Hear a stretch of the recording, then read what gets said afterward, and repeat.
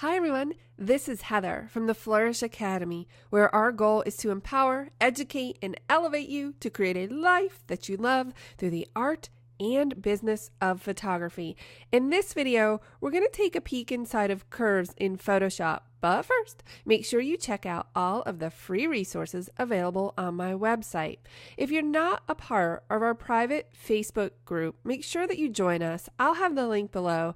But recently, I was asking everyone one thing that they struggled with in Photoshop, and overwhelmingly, people responded with curves. So in the next few videos, I'm going to give you an overview of using curves in Photoshop. There are two ways to access curves. You could go to Image, Adjustments, and choose Curves, and you'll notice that there's a keyboard shortcut, but I'm going to come back to that in a second. Or you can access curves via your Adjustments panel by clicking the icon.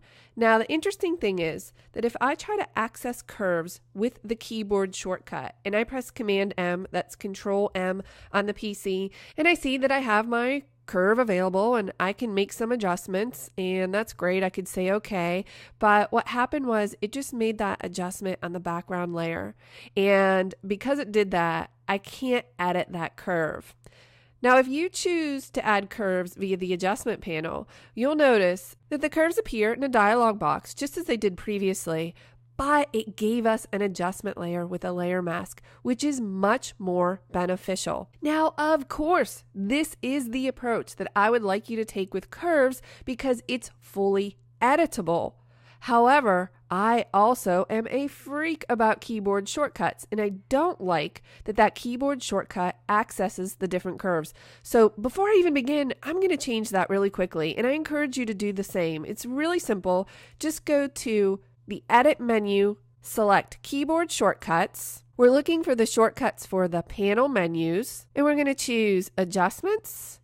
And here we have curves, and I'm going to click in here and I'm going to type Command M, and it's going to tell me, whoa, you can't use Command M. It's already in use for image adjustments curves.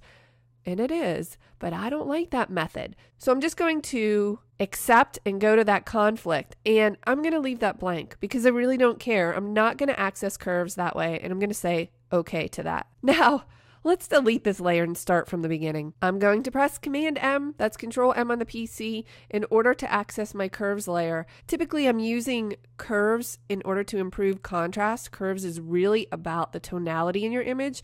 And I'll say okay, and there it is. And I love this image, but I'm just wondering, if I improve the curve and shift the tonality, will it look better? And when I examine this histogram closer, I notice that there's a gap between the start of the histogram and the darks. So what I'm going to do is click this slider and drag it to where the histogram starts, and maybe even pull in the lights a little bit as well. You can see how that curve is moving at the top and bottom.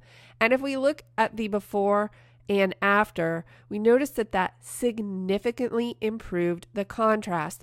Now, typically when you're improving contrast and tonality using curves, you're going to get increased saturation. So another trick I like to use is to change the blending mode on this layer from normal to luminosity. And essentially what I'm telling Photoshop is, hey, I want you to improve the luminosity, but leave the color out of it.